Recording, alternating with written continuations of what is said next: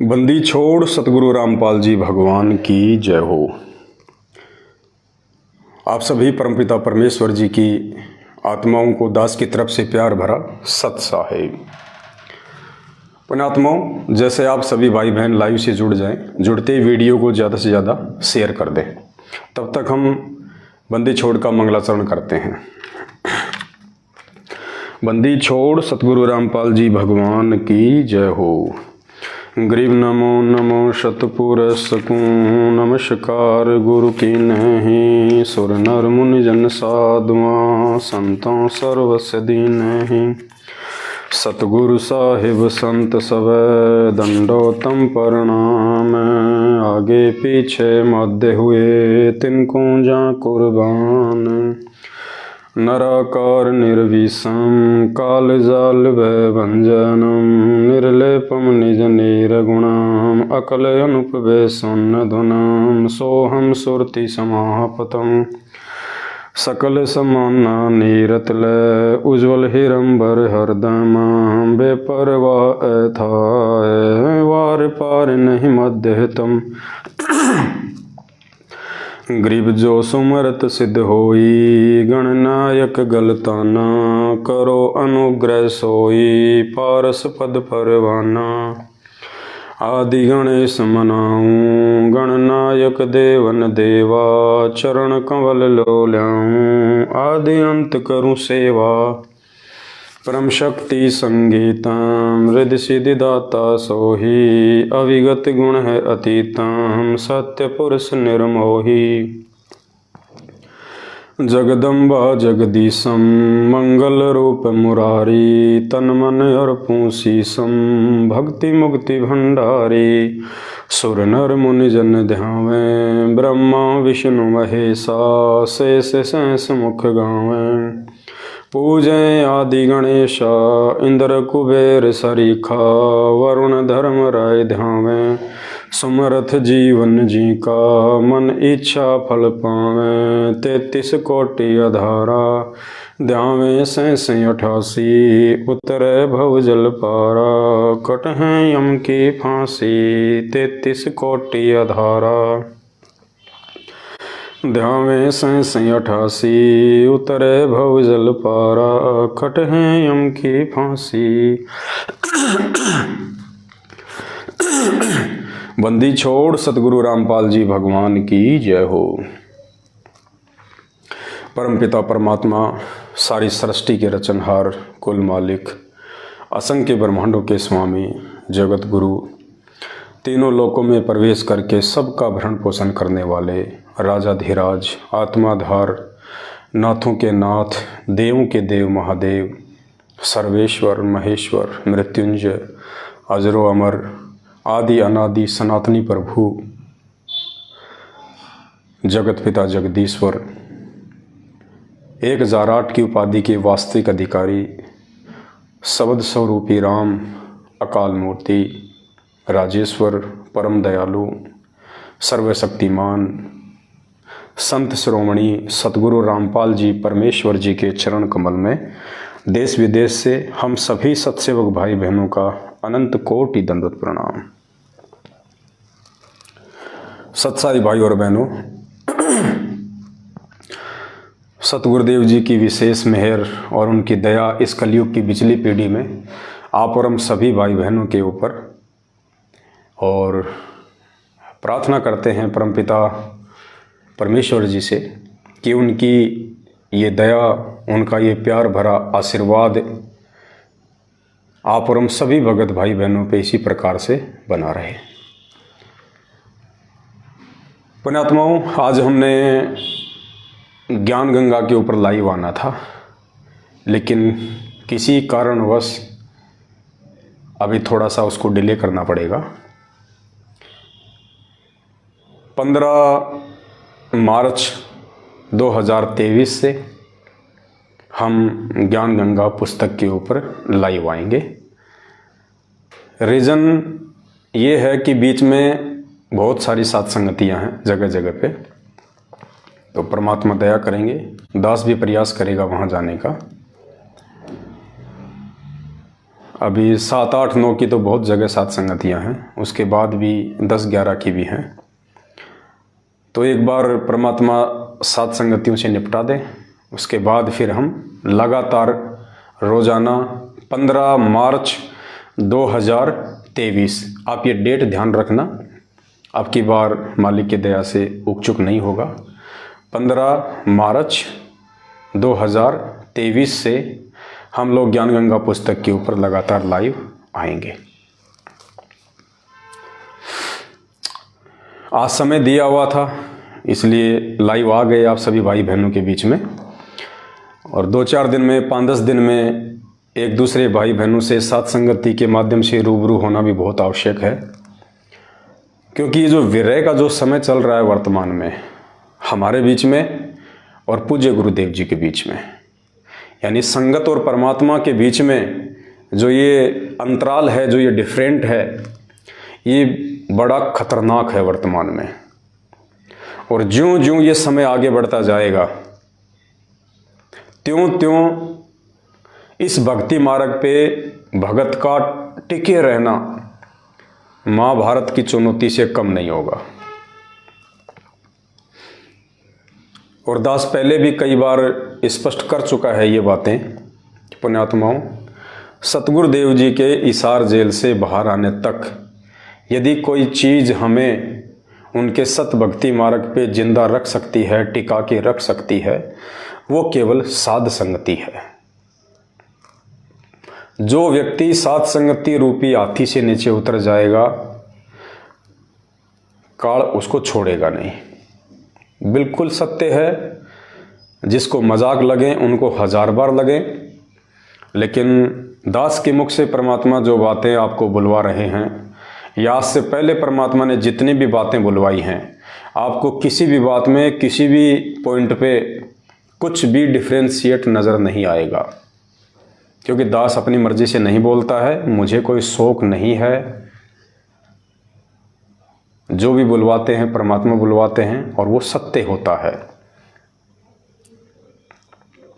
तो गुरुदेव के इसार जेल से बाहर आने तक यदि आपको सत भक्ति मार्ग पे मर्यादाओं के साथ अपनी उसी श्रद्धा और लगन के साथ अगर जिंदा रहना है, तो केवल साध संगति ही एकमात्र माध्यम है। 650 साल पहले की तरह अब हमने भूल कर भी धोखा नहीं खाना है। भीड़ को देख के भक्ति नहीं होती है, भीड़ को देख के नहीं चला जाता है। काशी में हम लोग इसी कारण से मार खा गए कि जिधर माहौल ज़्यादा था, जिधर भीड़ ज़्यादा थी, हम उधर दौड़ लिए। और हमने उस परमेश्वर के मिशन को कि भाई परमात्मा सत्य है, परमात्मा कभी शराब नहीं पी सकता, परमात्मा अपनी ही शिष्या के साथ में इस प्रकार से दुर्भावनापूर्ण व्यवहार नहीं कर सकता। 120 साल से जो भगवान इतना अच्छा ज्ञान दे रहा है, क्या उसमें इतनी भी समझ नहीं होगी कि वो सरेआम अपनी शिष्या को हाथी पे बैठा के और भरे बाजार में इस प्रकार से अपना जुलूस निकलवाएगा? अगर उन्होंने कुकर्म करना होता तो किसी बंद कमरे में कर लेते। इतनी बुद्धि तो एक सामान्य व्यक्ति में भी होती है। लेकिन उस समय हमने ना तो उनको गुरु माना, परमात्मा तो बहुत दूर की बात थी, इसलिए हम मार खा गए। और भीड़ का एक हिस्सा जो देखा देखी में चल रहा था, उन्होंने जैसा बोल दिया वैसा बाकी लोगों ने मान लिया, और देखा देखी में, भेड़ चाल में सब परमात्मा की मर्यादाओं से, उस पतिव्रता धर्म से नीचे गिर गए। आज भी स्थिति और परिस्थितियां वही हैं, थोड़ा समय चेंज है, और भिन्न भिन्न समय के अनुसार परमात्मा अपनी आत्माओं की परीक्षा भी भिन्न भिन्न तरीकों से लेते हैं। आज उस परमेश्वर की परीक्षा का जो तरीका है वो मर्यादाओं को लेके है, भक्ति विधि और भक्ति विधि में आचरण को लेके है, कि 27 साल से इन आत्माओं को मैंने जो अमृत ज्ञान दिया है, तुम्हें क्या कर्म करने चाहिए, क्या कर्म नहीं करने चाहिए, किस प्रकार से तुम भक्तों की रहनी करनी होनी चाहिए, तुम क्या करोगे, कौन सी वो क्रिया करोगे जिससे समाज तुमसे दिशा लेगा।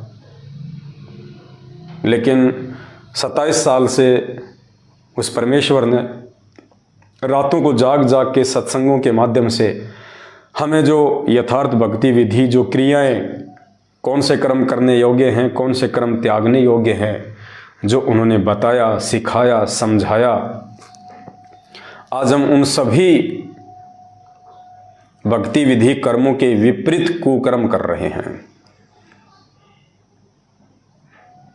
सड़कों पे ड्रामे कर रहे हैं, दुनिया को दिखा रहे हैं कि देखो हम कितने सत्य हैं।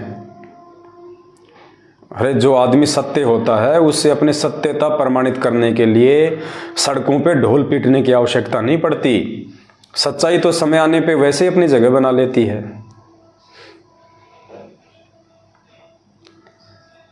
आज दास के पास में किशनगढ़ से रामदेव भगत जी का फ़ोन आया, जो कि सतलोक आश्रम सोजत में चले गए हैं, काफ़ी समय हो गया, सात संगतियाँ छोड़ दी थी उन्होंने। उनका फ़ोन आया, दास उठा नहीं पाया। 5 मिनट बाद में दास ने फ़ोन किया, सत्साहिब हुई और उन्होंने कहा कि भगत जी मुझे तो सोजत आश्रम में परमानेंट सेवा मिल गई है, जूता घर में। दास ने कहा भगत जी बहुत अच्छी बात है, परमात्मा की ओर भक्ति और सेवा ये तो किसी सौभाग्यशाली व्यक्ति को मिलती हैं, बहुत अच्छी बात है भगत जी। बोला मेरी इच्छा हो रही थी कि आप भी आ जाओ। मैंने कहा भगत जी हमारे विचार मेल नहीं खाएंगे। मुझे कोई दुश्मनी नहीं है, ना आपसे कोई दुश्मनी है, ना सतलोक आश्रम मैनेजमेंट हरियाणा से कोई दुश्मनी है, ना गुरुदेव के कलयुगी परिवार से मुझे कोई ऐतराज़ है, ना किसी कोऑर्डिनेटर से मेरा कोई ज़मीन का विवाद चल रहा है भगत जी। तो रामदेव जी ने कहा कि कभी कभी दिल में ऐसी लहर सी उठती है कि हम क्या लाए थे, हम क्या लेके जाएंगे, थोड़ा सा जीवन है, क्या राग द्वेष करना, इसलिए मैंने आपको फ़ोन किया है। दास ने सोचा भगत जी इतनी बात अगर आप साथ संगति में रहते सहते समझ लेते तो आज ये नौबत ही नहीं आती। और भी काफ़ी बात हुई उनसे, और उन्होंने कहा कि जब मैं यहाँ सोजत आश्रम में गुरुजी के जन्मदिन पे आया हुआ था तो एक दिन के लिए गुरुदेव के छोटे भाई महेंद्र जी भी आए थे सोजत आश्रम में। तो महेंद्र जी ने कहा कि मुझे रामदेव जी से मिलना है। तो मैं गया उनके पास में, बैठे, मुलाकात हुई, आपके बारे में भी चर्चा हुई। तो कह रहे थे कि अगर एक बार मीटिंग हो जाए तो कोई दिक्कत नहीं है। रामदेव जी बोले मैंने कहा था महेंद्र जी को कि पवन जी आदमी बुरे नहीं हैं, बहुत अच्छे आदमी हैं, मेरे घर पे रह के गए हैं, अच्छे उनके विचार हैं, भगत वाले भाव हैं, लक्षण हैं। तो महेंद्र जी ने कहा कि कोई दिक्कत नहीं है, आप बात कर लेना, अगर मान जाते हैं हम बैठ के बातचीत कर लेंगे, ऐसी कोई दिक्कत नहीं है। वो चाहे अकेले में कहें चाहे आश्रम में कहें, हम बैठ के बातचीत कर लेंगे उनसे। तो दास ने कहा कि भगत जी महेंद्र जी से मेरी बहुत समय पहले मुलाकात हो चुकी है, मीटिंग हो चुकी है, और उसके बाद तो महेंद्र जी कुछ बिगड़े ही हैं, सुधरे नहीं हैं भक्ति मार्ग में। मैंने बिल्कुल यही कहा उनसे कि उसके बाद तो महेंद्र जी कुछ बिगड़े ही हैं, सुधरे नहीं हैं। और हमारा ये विचारों का मतभेद है, किसी से कोई मन भेद नहीं है। आप चाहे उधर जाओ चाहे इधर आओ, आप किधर भी रहो भगत जी, हमें किसी से कोई मतलब नहीं है। ये ज्ञान मार्ग है और परमात्मा ने अच्छे से हमारे को कर्म कुकर्मों की, धर्म अधर्म की, न्याय अन्याय की, संगत कुसंगत की, सत्य असत्य की, परमेश्वर ने हर प्रकार से हमारे को जानकारी करवा के उसके बाद ही सात संगत रूपी हाथी पे बैठाया है। और हम इतने पागल नहीं हैं कि हम इस हाथी से नीचे उतरने की महा गलती करते हैं।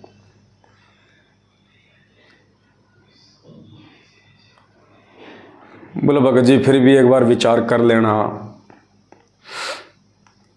थोड़ा सा जीवन है। मैंने कहा भगत जी नहीं, विचार करके ही हाथी पे बैठे हैं।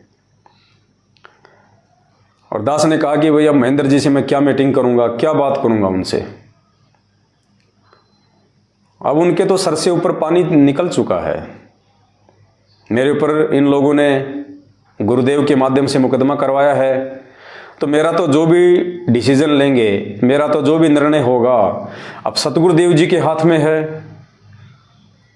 क्योंकि आज नहीं तो कल कोर्ट में गुरुदेव को भी आना पड़ेगा गवाही के लिए।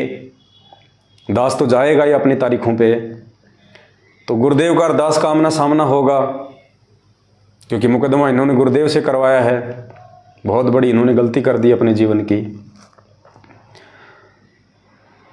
तो गुरुदेव से मेरा आमना सामना होगा, उस समय वार्तालाप होंगी। और उस समय परमपिता परमेश्वर, मेरे पूज्य गुरुदेव भगवान जो भी आदेश दिशा निर्देश मुझ तुच्छ प्राणी को देंगे, मेरे लिए तो वही स्वीकारी होगा भगत जी। अगर इन लोगों की बातें मानने होती तो आज से पहले हम इन आश्रमों में बैठे होते। आप जैसे भाइयों को फ़ोन करके हमें आश्रमों में बुलाने की ज़रूरत ही नहीं पड़नी चाहिए थी।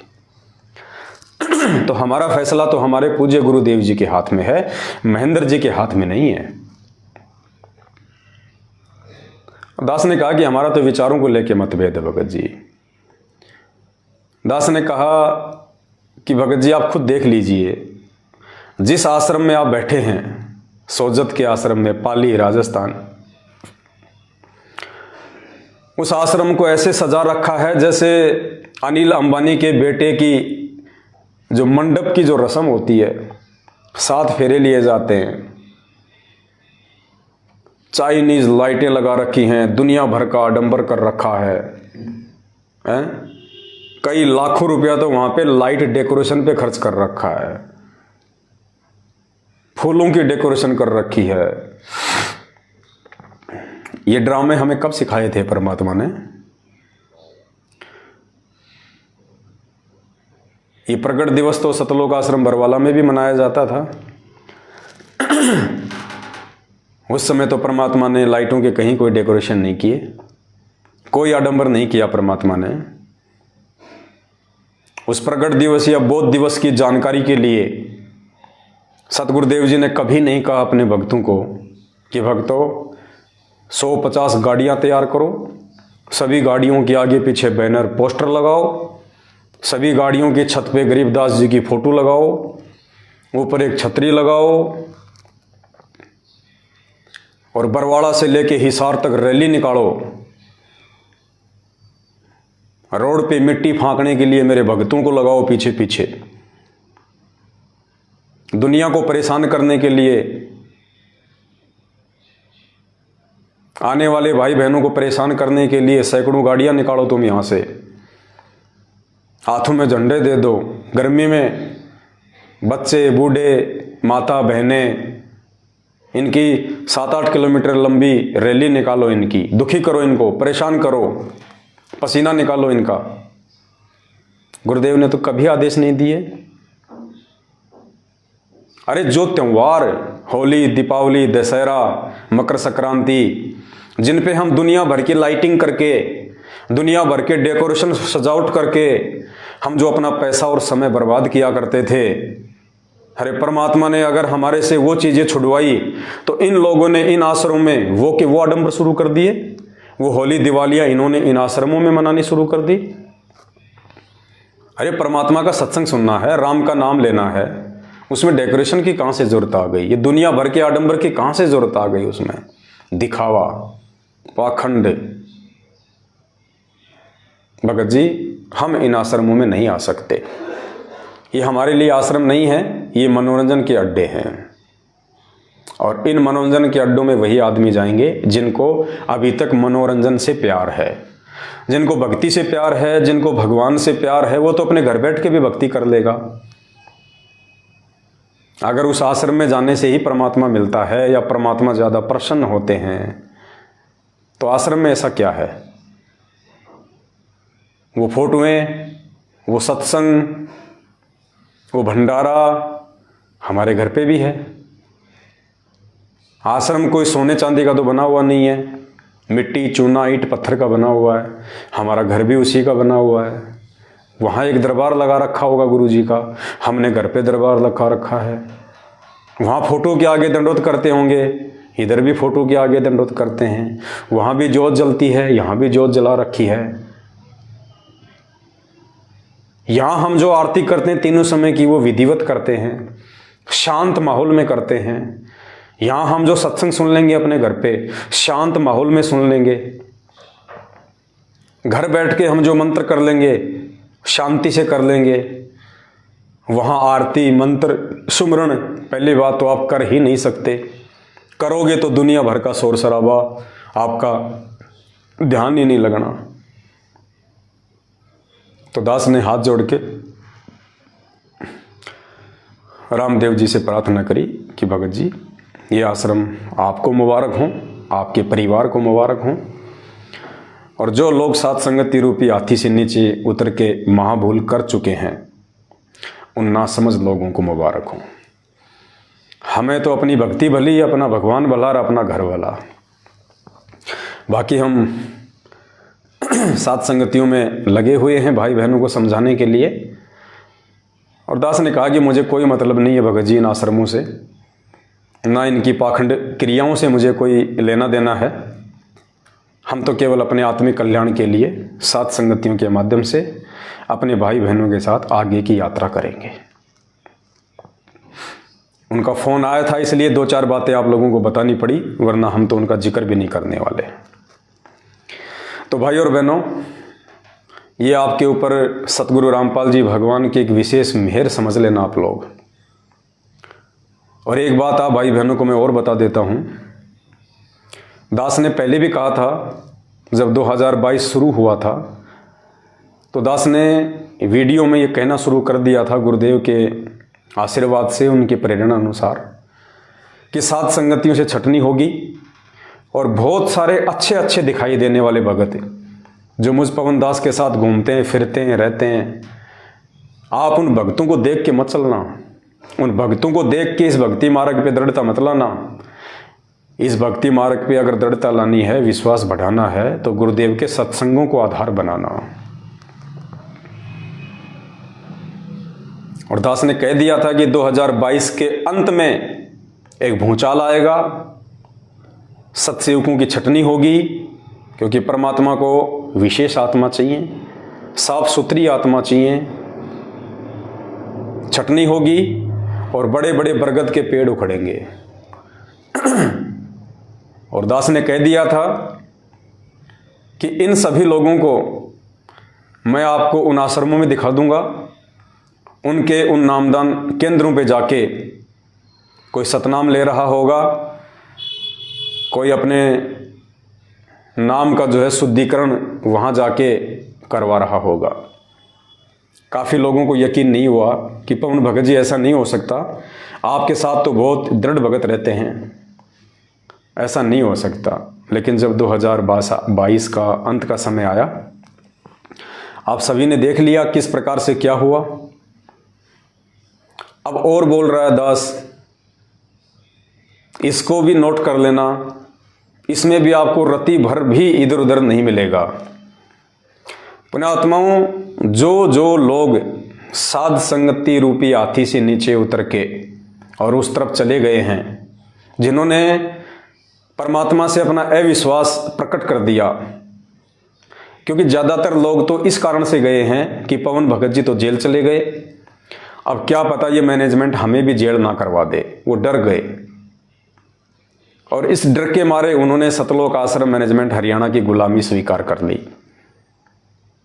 कुछ लोगों ने यह सोचा कि यार क्या पता गुरुजी आएंगे या नहीं आएंगे, अब ये पवन दास भी जेल चला गया है, अब सात संगतियां तो चलेंगी नहीं।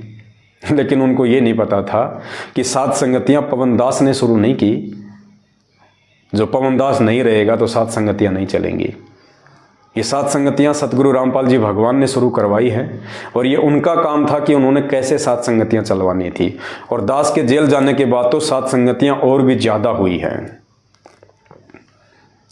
बहुत सारे लोग ये सोच के चले गए कि अगर कल को गुरुजी मैनेजमेंट की तरफ आ गए तो हमारा क्या होगा, हमें तो आश्रमों में घुसने नहीं दिया जाएगा। कई लोग इस डर के मारे सतलोक आश्रम मैनेजमेंट हरियाणा की तरफ चले गए। पुण्यात्माओं,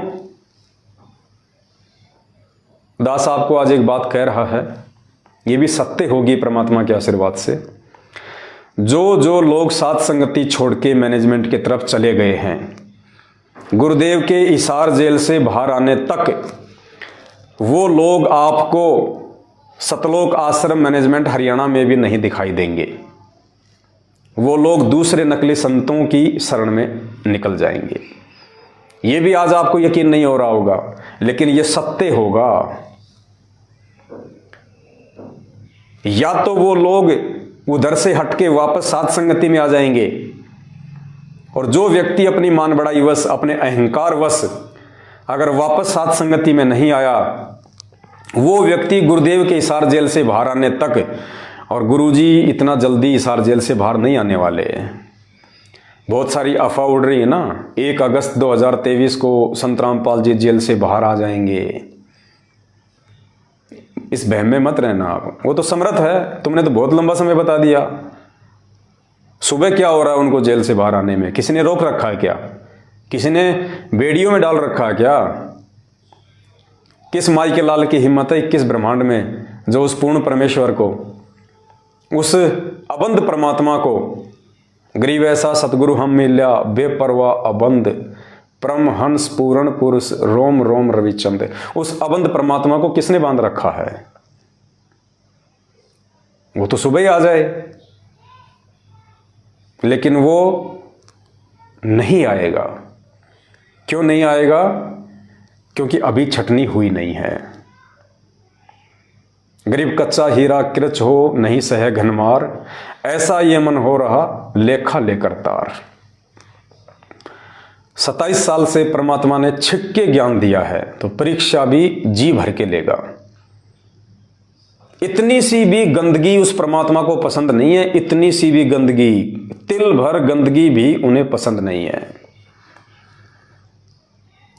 क्या वो परमात्मा बच्चा है? क्या वो परमात्मा बालक है? क्या उसको पता नहीं है कि जो व्यक्ति साध संगत रूपी साफ सुथरे मार्ग में नहीं टिक पाया, जिसको मैंने हाथी पे बैठाया था, अरे हाथी की सवारी तो सभी जानवरों में सर्वश्रेष्ठ होती है। पहले राजा महाराजा हाथी की सवारी किया करते थे।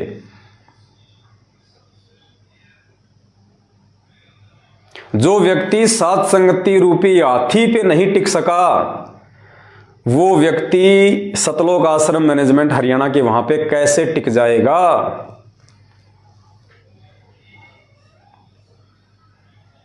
पुण्यात्माओं, हंस मोती खाता है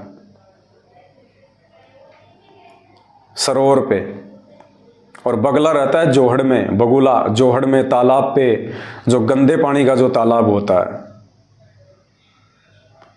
और हंस की जगह होती है सरोवर, साफ सुथरा जल, और वो मोती खाता है।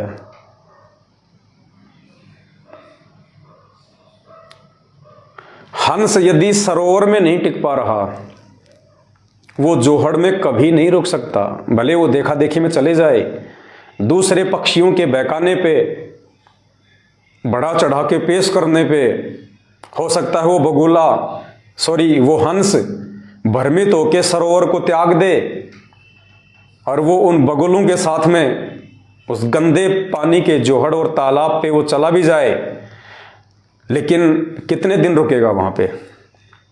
क्योंकि हंस को उस गंदे पानी में मोती नहीं मिल सकते, हंस को उसकी खुराक उस जोहड़ में नहीं मिल सकती। मजबूरन उसको या तो वापस उसी सरोवर पे आना पड़ेगा, और वो ये सोचे कि वहां जाऊंगा तो मेरी बेइज्जती हो जाएगी, लोग क्या कहेंगे। आ गए ना, पहले कह रहे थे ना हाथी से नीचे उतरने की गलती कर दी, आना पड़ा ना वापस। या इस डर से, अपनी बेइज्जती के डर से उसे कहीं और शरण लेनी पड़ेगी, किसी दूसरे सरोवर को ढूंढना पड़ेगा। क्योंकि घोंगे और कीड़े और मकोड़े तो वो खा नहीं सकता, अरे जो व्यक्ति एक बार हाथी की सवारी कर ले और उसको कोई गधे पे बैठा दे, उसका मन लगेगा वहां पे? थोड़े दिन तो लग सकता है, लेकिन जब उसको वो धक्के लगेंगे ना और वो गधे की रीढ़ की हड्डी जब उसको चुभना शुरू होगी, तब उसको एहसास होगा कि यार ये हाथी तो नहीं है, मेरे को तो भ्रमित कर दिया कि ये छोटा हाथी है। और छोटा हाथी नहीं, वो गधा था। और वापस उसने हाथी की खोज के लिए उस गधे को छोड़ के आना पड़ेगा। अगर समझदार होगा तब तो आ जाएगा वापस हाथी पे, और ये सोचे कि मेरी तो बेइज्जती हो जाएगी, मैं कैसे जा सकता हूं, तो फिर वो किसी दूसरे सरोवर की खोज करेगा। और दूसरा सरोवर धरती पे है नहीं, जहां जाएगा वहां उसको धोखा ही धोखा मिलेगा। गुरुदेव ने एक सत्संग में बताया ना कि भैंस का जो बच्चा होता है, भैंस का बच्चा काटड़ू छोटा, तो क्या किया जाता है, उसको भैंस के थन के लगाया जाता है, उसका मुंह, तो भैंस का थन मुंह में लेके वो चूंकता है, उसको दूध मिलता है, उसमें बड़ा आनंद आता है। और फिर क्या करेंगे घर वाले, जब थोड़ा सा वो दूध पी लेता है, फिर उसको वहां से हटा देंगे जबरदस्ती, और हटा के क्या करेंगे, उसके मुंह में 2 उंगली दे देंगे। क्या कहा गुरुदेव ने, उसके मुंह में दोनों उंगली दे देंगे। अब थोड़ी देर तो वो उस उंगलियों को चूखेगा, थोड़ी देर तो चूखेगा उसको, और थोड़ी देर बाद उसको आभास हो जाएगा यार इनमें वो चीज नहीं मिल रही जो चीज मुझे पहले मिल रही थी, क्योंकि दूध आएगा नहीं इनमें उंगलियों में, तो फिर वो छोड़ देता है। फिर वापस वो दौड़ेगा उधर दूध पीने के लिए। तो गुरुदेव ने बताया कि बाद में उसको कौन दूध पीने देगा, उसको बांध दिया जाता है दूर। तो एक बार जो आत्मा सात संगति रूपी हाथी से नीचे उतर चुकी हैं, अब काल भगवान ने उनके मुंह में उंगलियां दे रखी हैं। अब थोड़ी बहुत देर तो वो ड्रामेबाजी में शरीक रहेंगे, लेकिन वो मानसरोवर वाली खुराक, वो मोती, वो सात संगतियों में जो मिलती थी परमात्मा की आत्मिक खुराक, अब वो जोहड़ में नहीं मिलेंगी, गंदे तालाब में नहीं मिलेगी। तो वहां उसका मन नहीं लगेगा, और किसी भी बहाने से वहां से भी वो दूर हटेगा। समझदार होगा तो सात संगति में आ जाएगा, वरना अपनी दुर्गति करवाएंगे। इस बात को नोट कर लेना आप। ऐसे लोग ना घर के रहते, ना घाट के, धोबी के, कुत्ते वाली उनकी जो है वो दशा हो जाती है। तो आप जितने भी भाई बहन जो सात संगतियों से जुड़े हुए हैं, ये आप सभी भाई बहनों का सौभाग्य है। परमेश्वर ने आपके ऊपर एक विशेष मेहर बख्शी, और ये आपके कोई पिछले जन्म जन्मांतरों के शुभ कर्म हैं, आपके मजबूत भक्ति संस्कार हैं, जो आप इस छटनी में भी अपने विश्वास को सात संगतियों के साथ में जोड़े रहे, और आपने अपने गुरुदेव भगवान पे विश्वास रखा। ज्ञान आधार से आपने निर्णय कर लिया कि भाई चाहे जो कुछ हो जाए, जब तक गुरुदेव नहीं आएंगे तब तक हम उन लोगों की कुसंगत नहीं कर सकते जो गुरुदेव के सत्संगों के विपरीत मनमाना आचरण कर और करवा रहे हैं। अपने कर्म बिगाड़ने से तो अच्छा है हम सात संगति में ही हम बैठे रहें, हम जुड़े रहें।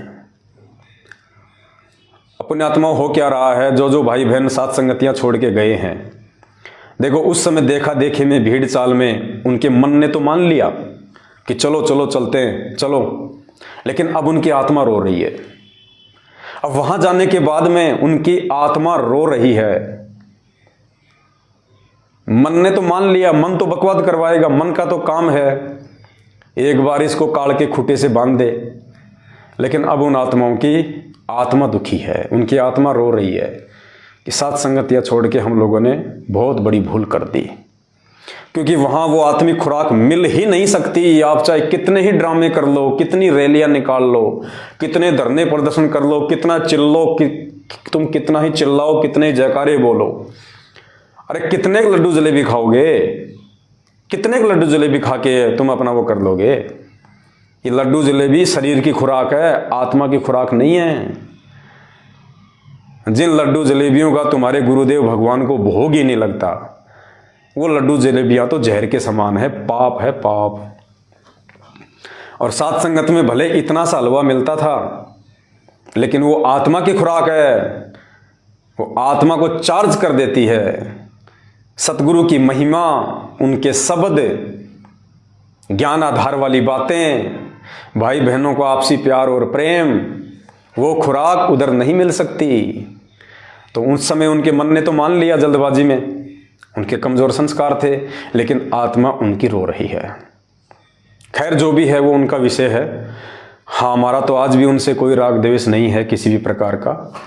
हम तो आज भी उनसे हाथ जोड़ के यही विनती करते हैं, भाई कोई बात नहीं, गलतियां इंसान से होती हैं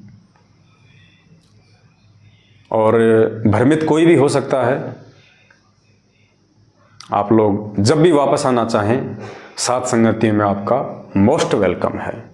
आपसे कोई सवाल नहीं करेगा, आपसे कोई कुछ नहीं पूछेगा कि तुम क्यों गए, अब वहां से जाके क्या ले आए, कोई कुछ नहीं कहेगा। हमें तो खुशी होगी अगर कोई आत्मा वापस सत भक्ति पे लग जाएगी तो, वरना उधर तो विनाश ही विनाश है।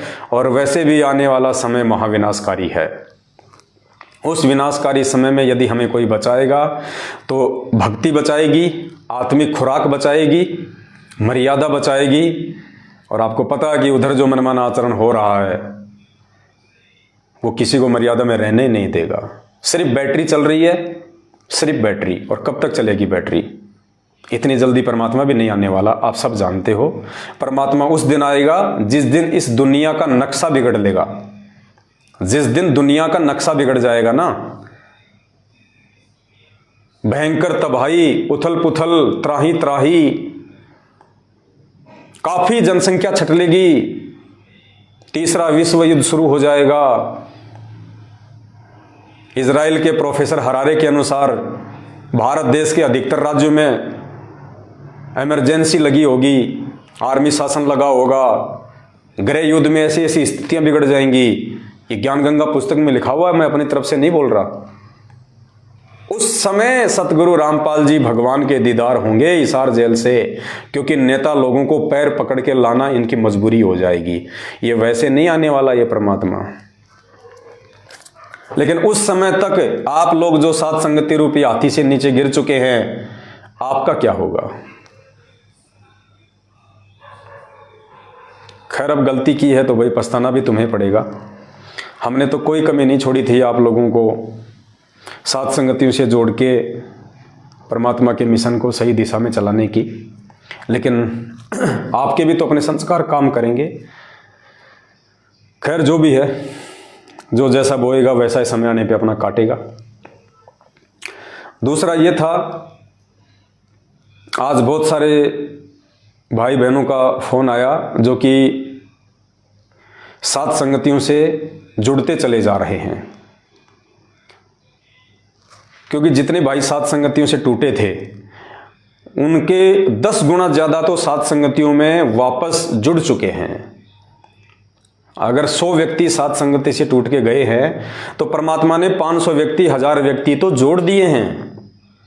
वो नए भाई बहन जो सात संगति की वीडियो देखते हैं, जो नीर खीर का निबेरा करते हैं कि भाई सतगुरुदेव जी की असली भक्ति कहाँ है, सतगुरुदेव जी के मिशन में असली मर्यादा, असली आचरण, असली भक्ति विधि कहाँ है। हम इस मार्ग में ड्रामे करने के लिए नहीं जुड़े। ये रैलियां तो हमने कांग्रेस बीजेपी की पहले बहुत निकाल ली। ये समोसे कचौरी और लड्डू जलेबी के चक्कर में हम राजनेताओं के दिन पीछे रात दिन भटकते रहते थे। अरे इस मार्ग में आने के बाद भी वही आचरण हमसे करवाया जा रहा है तो भक्ति कहाँ है? और सत्संग तो फिर सब सुनते ही हैं, उनको भी पता है कि संत रामपाल जी ने अपने सत्संगों में किन किन चीजों के लिए आदेशित किया हुआ है। तो जो समझदार आत्मा होगी, जो ज्ञानी आत्मा होगी, जो अधिकारी हंस होंगे, वो तो नीर खीर का निबेरा तुरंत कर लेंगे। कहे कबीर सोए जन मेरा, जो नीर खीर का करे निबेरा। तो बहुत सारे भाई बहन जो रोजाना सैकड़ों की संख्या में सात संगतियों से जुड़ रहे हैं, तो कुछ एक भाई बहनों के दास के पास में फोन आए और उन्होंने कहा कि भगत जी, क्या हमें गरीबदास जी महाराज जी का बोध दिवस नहीं मनाना चाहिए? इन आश्रमों में तो उनका बोध दिवस मनाया जा रहा है, रैलियां निकाली जा रही हैं, शोभा यात्रा निकाली जा रही है। दास ने कहा, भाई वो शोभा यात्रा नहीं है, वो भगत खुद की शव यात्रा निकाल रहे हैं। वो भगत शोभा यात्रा नहीं निकाल रहे, वो महापुरुष किसी की शोभा के भूखे नहीं हैं। ये तो मनमाना आचरण करके लोग अपनी खुद की शव यात्रा निकाल रहे हैं, जो आने वाले समय में उनके साथ में बीतेगी। तो उन्होंने कहा कि भगत जी कोई ऐसा प्रमाण जिससे कि हमारी आत्मा इस बात को स्वीकार कर ले कि वास्तव में हमने गरीबदास जी महाराज जी का बोध दिवस नहीं मनाना चाहिए। तो परमात्मा ने दया बख्शी, किसी भगत भाई ने दास को एक वीडियो भेजा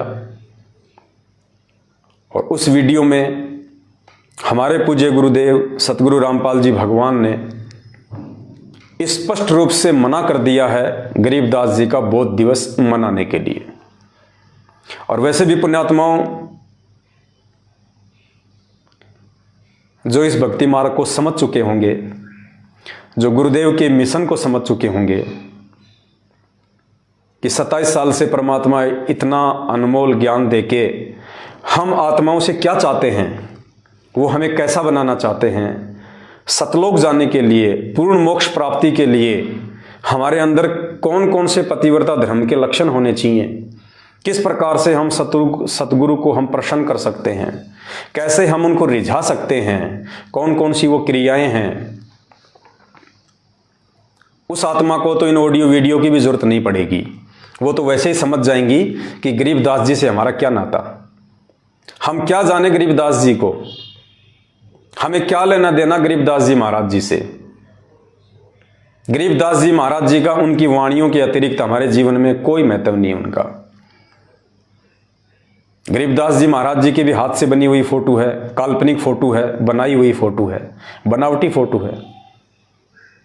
तो हमें गरीबदास जी महाराज जी से कोई लेना देना नहीं है। हमें केवल उनकी वाणियों से मतलब था और उनकी जो जो वाणियां हमारे मतलब की थी वो गुरुदेव ने हमारे को इस पवित्र भक्ति बोध पुस्तक में लिख दी हैं, या और भी यदि अन्य कोई वाणियां थी तो परमात्मा ने अपने सत्संगों में उन वाणियों को हमें समझा दिया है। बाकी हमें गरीबदास जी महाराज जी से या उनकी शकल से, उनकी फोटो से, उनकी सूरत से, उनकी रैलियों से, उनकी शोभा यात्रा से, उनके बोध दिवस से उस आत्मा को कोई लेना देना नहीं है जिस आत्मा को इसी जन्म में मोक्ष प्राप्त करना है। पतिव्रता उसी को कहते हैं जो केवल एक पति के आश्रित रहे। पतिव्रता आत्मा वही होती है जिसका एक परमात्मा हो, जो तन मन धन से एक के प्रति समर्पित हो, और जो 50 को अपना खशम बनाएगी वो वैश्या होती है, वो व्यभिचारिणी होती है, वो मोक्ष प्राप्त नहीं कर सकती। अरे 2 पतियों वाली औरत को ही समाज में सम्मान नहीं मिलता, तो 2 परमात्मा, 4 परमात्मा या 5 परमात्मा वाली आत्मा को भगवान कैसे पसंद करेगा, गुरुदेव कैसे पसंद करेगा। फिर भी आप सभी भाई बहनों के विश्वास को दृढ़ करने के लिए, ताकि आपके मन में कहीं भी ये शंका या गुंजाइश ना रहे कि परमात्मा सात संगतियों के माध्यम से जो भी संदेश दिलवाते हैं वो गलत होंगे। अब ये क्या बताते हैं मानी, तो आपको गुरुदेव भगवान का एक सत्संग सुनाते हैं, सतगुरु रामपाल जी परमेश्वर जी का। इस सत्संग के माध्यम से उन्होंने स्पष्ट रूप से मना कर दिया है गरीबदास जी की पूजा करने के लिए।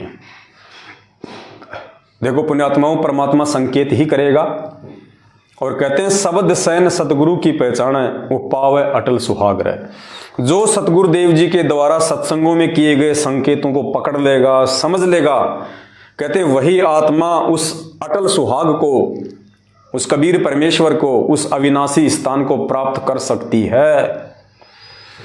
तो सतगुरु रामपाल जी भगवान ने इस 2 मिनट के सत्संग में स्पेशली गरीबदास जी का नाम लेके और उनकी पूजा को रिजेक्ट कर दिया गया है। ये जो बोध दिवस मनाया जा रहा है, जो शोभा यात्रा निकाली जा रही है गरीबदास जी की, जो रैलियां निकाली जा रही है, ये उनकी पूजा है। वरना हमें क्या मतलब गरीबदास जी से। हमें तो संत रामपाल जी से मतलब होना चाहिए। हमें सत्संग गरीबदास जी ने सुनाए हैं, आपको नाम गरीबदास जी ने दिया है, आपको आशीर्वाद गरीबदास जी ने दिया है। आपके सतगुरु गरीबदास जी है क्या? आपको मंत्र गरीबदास जी ने दिए हैं क्या? आपको सतलोक गरीबदास जी लेके जाएंगे क्या? फिर आपको क्या मतलब है उनकी रैली निकालने का, उनकी शोभा यात्रा निकालने का, उनका बोध दिवस मनाने का? लेकिन वो लोग निकालेंगे जो लोग ना तो गरीबदास जी महाराज जी को समझ पाए, जो ना सतगुरु रामपाल जी भगवान को समझ पाए, और ना इस भक्ति मार्ग को समझ पाए। तो ऐसे लोग तो पहले भी राजनेताओं के पीछे लग के ड्रामेबाजियां करते रहते थे, वो आज भी करेंगे। तो हमने उन आत्माओं को देख के नहीं चलना है। जब सतगुरु रामपाल जी भगवान और जाकिर नाइक की डिबेट हुई थी, सामने तो नहीं आया वो, लेकिन परमात्मा ने उसके विचार ले लिए और अपने विचार दे दिए, और एक सीडी बना दी थी। तो जाकिर नाइक उसमें एक बात कह रहा था। जाकिर नाइक ने कहा, यदि आपने हिंदू धर्म को समझना है, यदि आपने हिंदू धर्म को समझना है, तो आपने किसी भी हिंदू को देख के नहीं चलना चाहिए। आपने हिंदू धर्म के धर्मशास्त्रों को देख के चलना चाहिए। पहले यदि आपने हिंदू धर्म को समझना है तो हिंदुओं को समझने की आवश्यकता नहीं है। हिंदू क्या क्रिया कर रहे हैं, क्या नहीं कर रहे हैं, क्या भक्ति कर रहे हैं, क्या नहीं कर रहे हैं। अगर हिंदू धर्म को समझना है तो हिंदुओं को मत देखो, हिंदू धर्म के पवित्र शास्त्रों को देखो कि उन शास्त्रों में भक्ति की क्या विधि है। इसी प्रकार यदि आपने मुसलमान धर्म को समझना है तो मुस्लिमों को देख के मत चलो, मुस्लिमों को मत देखो कि वो क्या पूजा कर रहे हैं, क्या इबादत कर रहे हैं, किसके आगे वो सिजदा कर रहे हैं। अगर आपने मुसलमान धर्म को समझना है तो आपने मुसलमान धर्म के पवित्र ग्रंथों को समझना पड़ेगा कि कुरान शरीफ में, कुरान मजीद में, तौरेत में, जबूर में भक्ति के विषय में क्या दिशा निर्देश है। ठीक इसी प्रकार पुण्यात्माओं, यदि आपने संत रामपाल जी भगवान और उनकी भक्ति विधि को समझना है तो आप भक्तों को मत देखिएगा, भगत क्या ड्रामा कर रहे हैं, क्या शोभा यात्रा निकाल रहे हैं, क्या रैलियां निकाल रहे हैं, क्या डेकोरेशन कर रहे हैं, क्या लड्डू जलेबियों के ढेर हो रहे हैं, क्या भीड़ की भीड़ जा रही है, क्या वो मनमाना आचरण कर रहे हैं। नहीं, अगर आपने संत रामपाल जी भगवान और उनकी भक्ति विधि को समझना है, जानना है, तो आपने संत रामपाल जी महाराज जी के सत्संगों को सुनना पड़ेगा, उनके सत्संगों को जानना पड़ेगा, उनके सत्संगों का निष्कर्ष निकालना पड़ेगा, विचार करना पड़ेगा कि संत रामपाल जी भगवान ने क्या भक्ति विधि बताई है। अगर भक्तों को देख के चलोगे तो 650 साल पहले काशी वाला हाल हो जाएगा, ना घर के ना घाट के धोबी के कुत्ते। तो गरीबदास जी महाराज जी का बोध दिवस मनाना चाहिए या नहीं मनाना चाहिए, गरीबदास जी महाराज जी की पूजा करनी चाहिए या नहीं करनी चाहिए, ये शोभा यात्रा निकालना, ये रैलियां निकालना, बोध दिवस मनाना, ये उनकी पूजा है, ये गरीबदास जी की पूजा है। और इस पूजा का क्या प्रतिफल मिलेगा ये तो भविष्य बताएगा उन आत्माओं को जो वहां अपनी आंख नहीं खोल पा रही। लेकिन हमने संत रामपाल जी भगवान के भगत होने के बाद, उनसे ये तत्व ज्ञान लेने के बाद, पतिव्रता धर्म की पढ़ाई पढ़ने के बाद कि पतिव्रता आत्मा क्या होती है, उसके बावजूद यदि हम गरीबदास जी का बोध दिवस, उनकी शोभा यात्रा अगर मनाते हैं तो पुण्यात्माओं, उसके लिए हमने गुरुदेव के सत्संगों को आधार बनाना पड़ेगा। और इस सत्संग में गुरुदेव ने स्पष्ट रूप से गरीबदास जी का नाम लेते हुए मना किया है कि ये जो छुड़ाने वाले हैं, जो दूसरे संत हैं,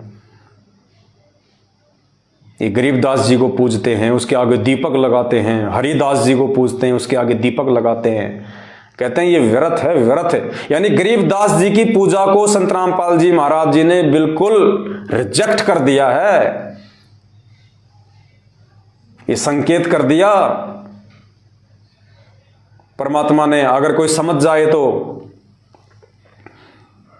परमात्मा कहते हैं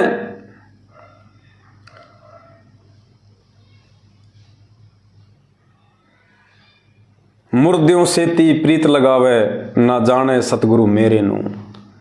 इस सत्संग के अंत में संत रामपाल जी भगवान ने गरीबदास जी को मुर्दे की संज्ञा दी है, मुर्दे की, यानी जो वर्तमान में जो संत शरीर में नहीं है उसको संत रामपाल जी भगवान ने मुर्दे की संज्ञा दी है, गरीबदास जी और हरिदास जी का नाम लेते हुए, कि उन मुर्दों की पूजा करने से, उन मुर्दों को पूजने से कुछ नहीं मिलेगा। वैसा ही संत कोई जिंदा हो उसकी शरण में जाओ, तब तुम्हें वो लाभ मिलेंगे। अब उस गरीबदास जी की पूजा करने से या गरीबदास जी की फोटो के आगे दीपक लगा के पूजा करने से गुरुदेव कह रहे हैं कोई लाभ नहीं है। ये संकेत कर दिया परमात्मा ने, अगर कोई ज्ञानी आत्मा समझ जाए तो। क्या कह रहे हैं गुरु जी? गरीबदास जी और हरिदास जी का नाम लेते हुए कि उनकी पूजा व्यर्थ है, तो पुण्यात्माओं फिर इन आश्रमों में क्या हो रहा है? ये गरीबदास जी की पूजा की जा रही है बहुत दिवस मना के। ये काल भगवान की सूक्ष्म चाल है, आपका समय, आपकी सांसें और आपका धन बर्बाद करवाने की। पुण्यात्माओं समय रहते समझ जाओ, नहीं तो ये काल भगवान ऐसी चोट मारेगा, ऐसी चोट मारेगा, जिंदगी में उठ नहीं पाओगे कभी।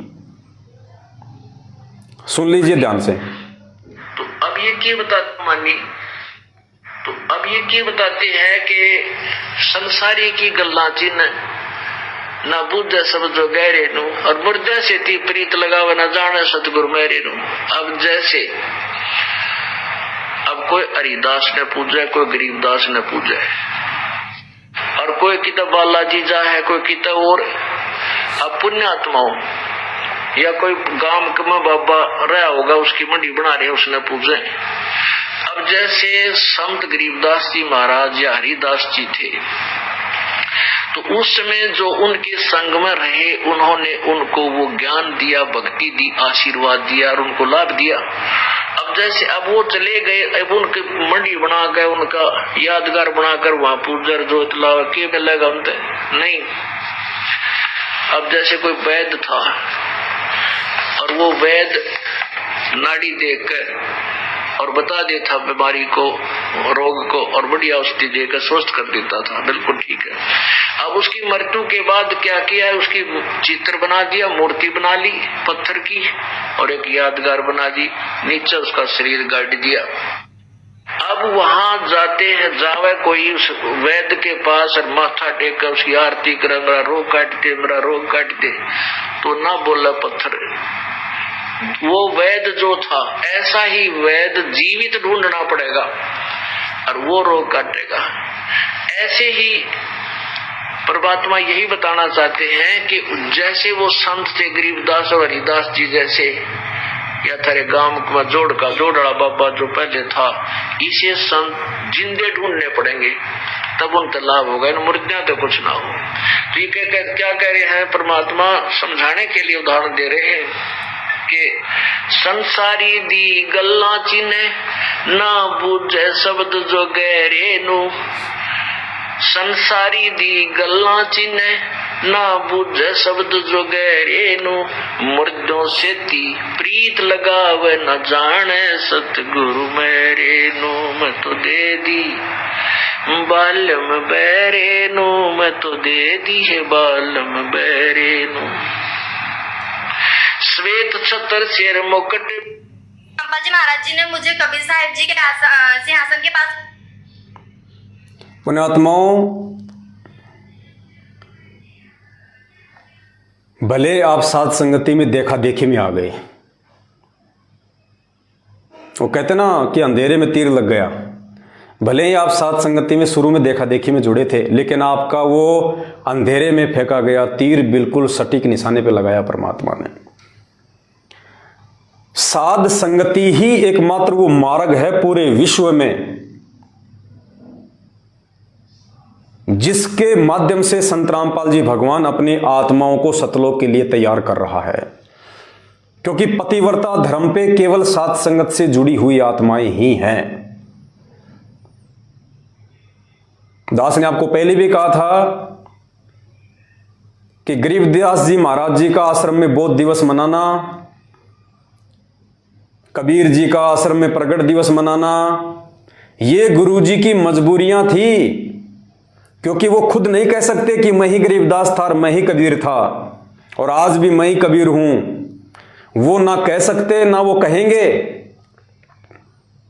उन्होंने ज्ञान इसीलिए दिया है कि जो अधिकारी आत्मा होगी वो मेरे संकेतों को समझ जाएगी। बाकी सत्संगों में उन्होंने गरीबदास जी को, कबीर जी की फोटो को, सबको रिजेक्ट कर दिया है।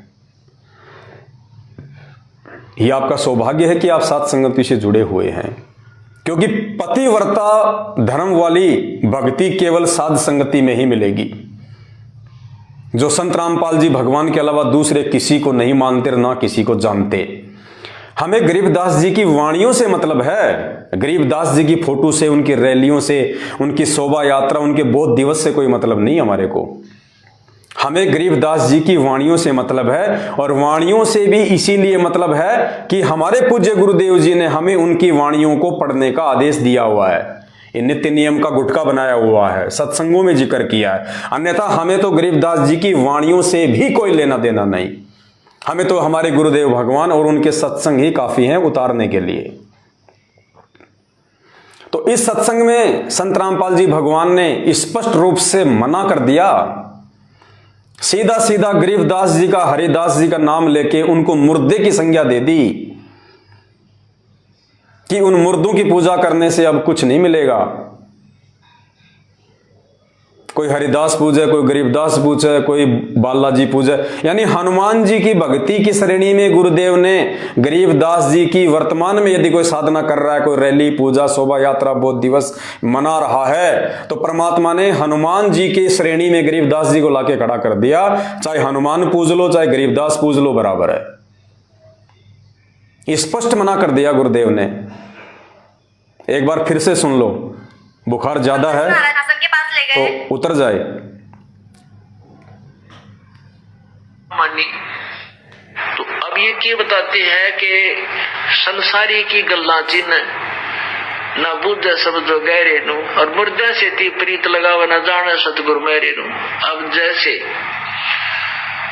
अब कोई हरिदास ने पूजा, कोई गरीबदास ने पूजा, और कोई किताब बालाजी जा है, कोई किताब और अब पुण्यात्माओं या कोई गांव में बाबा रहा होगा, उसकी मंडी बना रहे, उसने पूजे।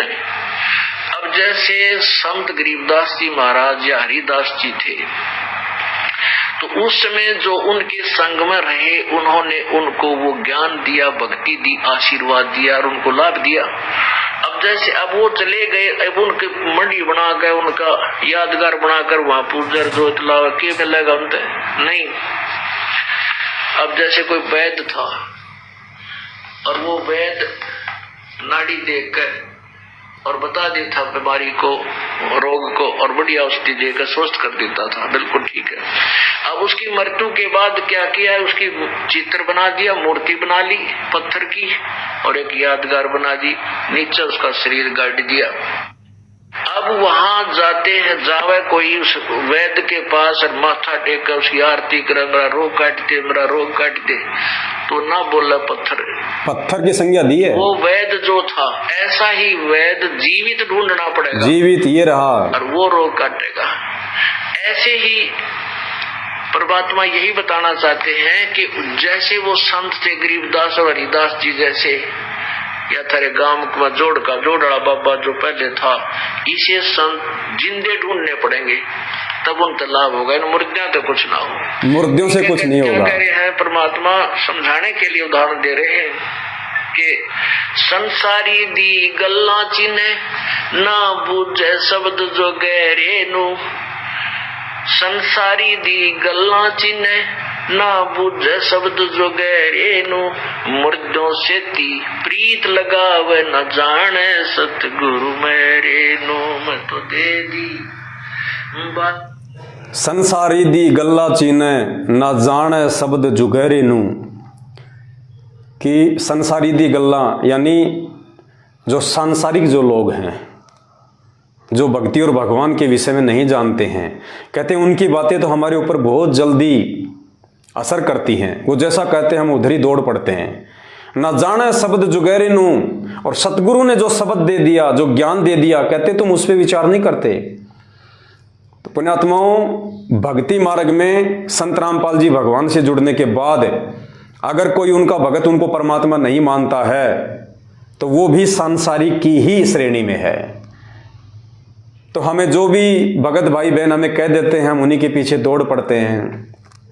चलो रे गरीबदास जी की शोभा यात्रा निकलेगी, उसके बाद में लड्डू जलेबी खाएंगे, हाँ, और कबीर जी को प्रगट दिवस है, और फलाने का बोध दिवस है। कहते हैं तुम उन संसारी लोगों की बातों में बहक रहे हो, काल तुम्हें बहका रहा है। वो संसारी ही हैं जिन्होंने संत रामपाल जी का नाम ले लिया लेकिन ज्ञान को आधार नहीं बनाया। वो लोग भगत होके संसारी हैं। कहते हैं उनकी बातों का तो तुम्हारे ऊपर बहुत जल्दी असर हो जाता है, और ना बूझ जाए शब्द जुगैरे नू, लेकिन एक मिनट भी विचार नहीं करते कि गुरुदेव के क्या आदेश है इस विषय में। गरीबदास जी का बोध दिवस मनाने के विषय में गुरुदेव के क्या आदेश है, क्या दिशा निर्देश है, सत्संगों में क्या समझाया है परमात्मा ने। क्या गरीबदास जी का बोध दिवस मनाने से, गरीबदास जी को पूजने से मेरा भला होगा? क्या गरीबदास जी की रैली निकालने से, वो पसीना बहाने से, समय और धन बर्बाद करने से मेरा कुछ भला होगा? या सतगुरु रामपाल जी भगवान की घर बैठ के शांति से भक्ति करने से मेरा भला होगा? तो कहते हैं संसारी दी गल्ला चिल्लें, ना जाने शब्द जुगैरे नू, और मुर्दों सेती प्रीत लगावे, ना जाने सतगुरु मेरे नू। तो परमात्मा ने गरीबदास जी महाराज जी को मुर्दे की संज्ञा दे दी है। भाई और बहनों, ऐसा ही होता है जब सतगुरु अपने भक्तों की ज्ञान दे के परीक्षा लेता है। 650 साल पहले भी ऐसा ही था। आज हमें वो परीक्षा बहुत छोटी सी लगती है। आज हम सोचते हैं यार कैसे मूर्ख बन गए उस समय लोग, उन्होंने कैसे विश्वास कर लिया कि यार कबीर जी हाथी पे बैठ के शराब पिएंगे, वैश्या के ऊपर हाथ रख के ऐसा सब कुछ करेंगे।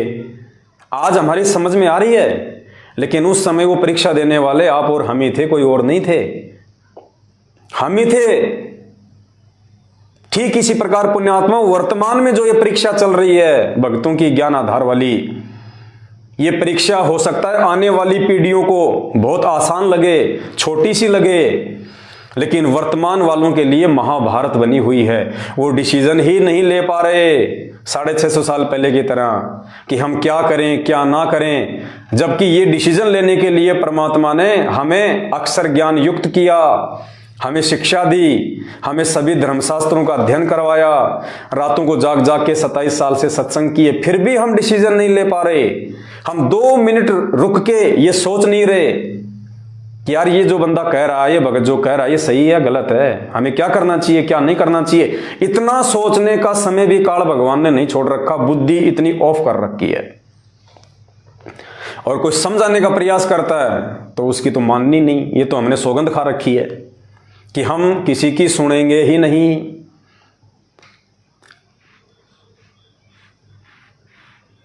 एक पिता अपनी पुत्री की शादी के लिए लड़का ढूंढ रहा था, और उसकी जो बेटी थी वो 16 गुण संपन्न थी। 16 गुण होते हैं, 16 गुण संपन्न थी वो। तो पिता रिश्ता ढूंढने के लिए कभी उस गांव जाता, कभी उस नगर में जाता, लेकिन उसको ऐसा कोई भी लड़का उसकी टक्कर का नहीं मिल रहा था कि जो 16 गुण संपन्न हो। और लड़की ने कह दिया था कि पिताजी मैं तो शादी उसी से करूंगी जो सर्वगुण संपन्न हो, 16 गुण संपन्न हो। बड़ी समस्या आ गई बाप के सामने। काफी कुछ प्रयास किया, नहीं मिला। अंत में एक गांव में एक परिवार मिला जिसमें एक लड़का था जिसमें 14 गुण थे, 16 तो नहीं थे, उसके अंदर 14 गुण थे। वो 14 गुण संपन्न था। तो बाप ने कहा कि भाई एक बार बेटी से पूछ लेता हूं। तो बेटी के पास आया और कहा कि बेटी देख, मैं बहुत दुखी हो चुका हूं, परेशान हो चुका हूं, और बड़ी मुश्किल से मेरे को एक लड़का मिला है जो 14 गुण संपन्न है, और बेटी मुझे तो मिल नहीं रहा, तेरे को कोई मिले तो तू देख ले। तो बेटी ने कहा, सोचा कि बाप भी बहुत ज्यादा दुखी हो गया, परेशान हो गया।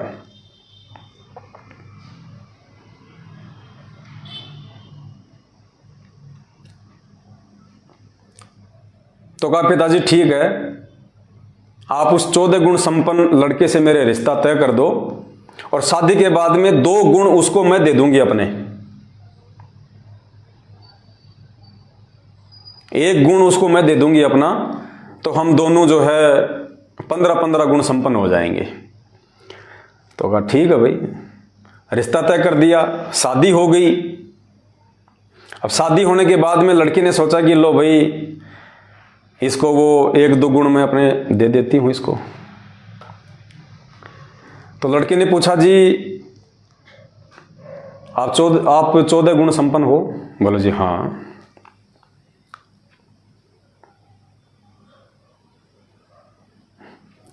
तो लड़की ने कहा कि 2 गुण मैं दे देती हूं आपको।